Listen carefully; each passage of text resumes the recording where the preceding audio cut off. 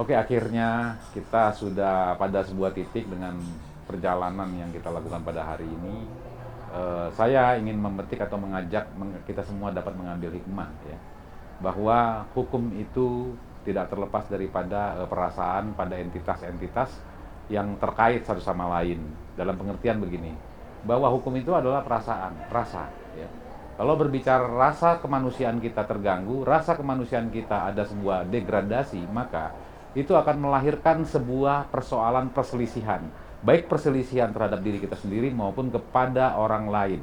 Nah, hal inilah yang akan menjadi sebuah tugas dan tanggung jawab kita sebagai baik itu saya sebagai praktisi hukum maupun juga sebagai aktivis sosial kemanusiaan, ya tentunya akan menjadi bekal saya dan diharapkan kepada orang-orang yang memiliki kapabilitas seperti saya, sebagaimana saya, dapat juga nanti diberikan kepada anak dan cucu kita semua demi kesejahteraan yang hakiki, demi kemerdekaan yang betul-betul bebas terhadap pemaksaan atau kapitalisme hukum.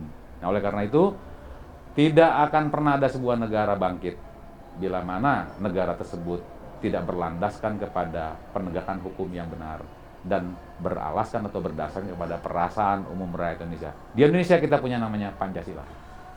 Pancasila lah yang mencoba mempackaging baik itu demokrasi ekonomi, demokrasi politik, dan tentunya bukan persoalan demokrasi lagi, yaitu keyakinan kita kepada Tuhan Yang Maha Esa. Mari kita sebagai masyarakat Indonesia, kita saling bergandengan tangan, saling berdamai, saling untuk mengarah kepada ekspektasi kita, yaitu kesejahteraan. Kesejahteraan yang hakiki tentunya tidak terlepas daripada keadilan, dan keadilan itu bagi setiap manusia memang satu perbedaan-perbedaan akan dihadapi. Tetapi artinya keadilan di sini tidak semua harus merata, ya. Tapi keadilan sesuai dengan apa atau tempatnya yang mana. Demikian. Ada fakta di balik cerita, ada cerita di balik fakta.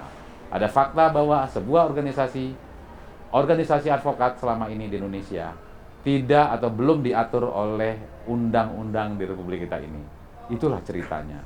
Dan ada cerita bahwa ketika banyaknya organisasi advokat di Republik ini sebagai garda terdepan untuk pencari keadilan atau sebagai criminal justice system, merupakan satu bagian yang sangat penting bahwa selama ini faktanya organisasi advokat tidak diatur di dalam undang-undang. Yang ada hanya undang-undang tentang advokat.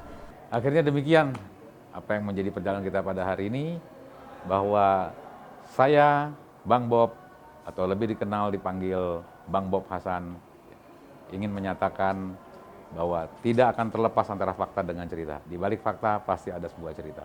Di balik cerita pasti kita akan memperolehkan fakta. Terima kasih.